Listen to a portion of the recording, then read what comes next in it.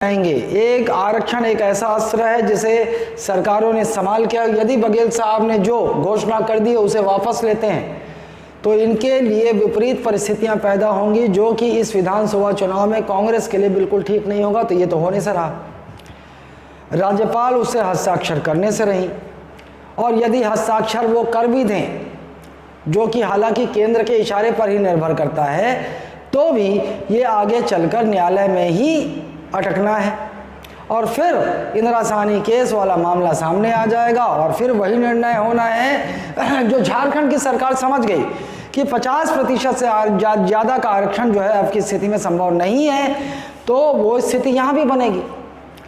तो मैं आपको बता दूं, जो राजनीतिक समीकरण बन रहे हैं उसमें भाजपा का बहुत बड़ा रोल है। भाजपा किसी भी प्रकार से जो कुर्सी उन्होंने यहाँ गंवाई है उसे हथियाने की कोशिश करेगी। और बघेल साहब, मुझे लगता है कि बघेल साहब ने बहुत अच्छा कार्य किया छत्तीसगढ़ में, लेकिन बघेल साहब ने एक गलती कर दी। वो 76% जल्दबाजी में मतदाताओं को लुभाने के लिए जो 76% आरक्षण की घोषणा कर दी, यहाँ उनसे गलती हो गई, क्योंकि इसी का लाभ अब भाजपा उठाने की कोशिश करेगी। हम चाहे जो कह लें कि फलाना तंत्र स्वतंत्र है, फलाना तंत्र स्वतंत्र है, लेकिन हम देखेंगे चाहे कांग्रेस की सरकार हो केंद्र में, चाहे भाजपा की सरकार हो, तंत्र जो होता है, जो केंद्र में जिसकी सरकार है उसकी मुट्ठी में ही होता है।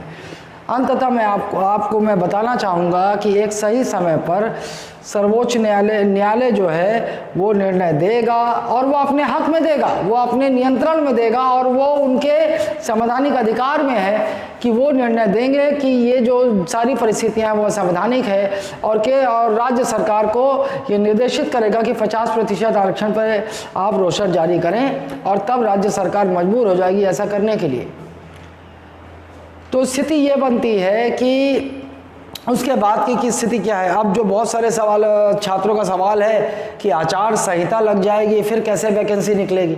तो मैं आपको बता दूं, चुनाव होने हैं नवंबर दिसंबर में, और जो आचार संहिता है वो सामान्यतः 3 महीने की होती है। 3 महीने की होती है जब केंद्रीय चुनाव आयोग राज्य में विधानसभा चुनाव आयोग की डेट निश्चित करेगा, 3 महीने की। तो यदि आप आज से कैलकुलेट करें तो भी आपके पास समय है, 1.5 से 2 महीने बाद, 1.5 से 2 महीने जैसा कि मेरा अनुमान है, इसमें आरक्षण का मामला सुलझ जाएगा।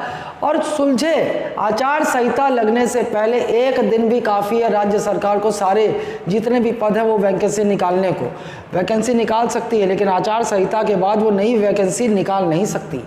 जो वैकेंसी पहले निकल जाएंगी उन पे भर्ती प्रक्रिया जारी रह सकती है। यदि आप नहीं जानते तो ये जान लें आप।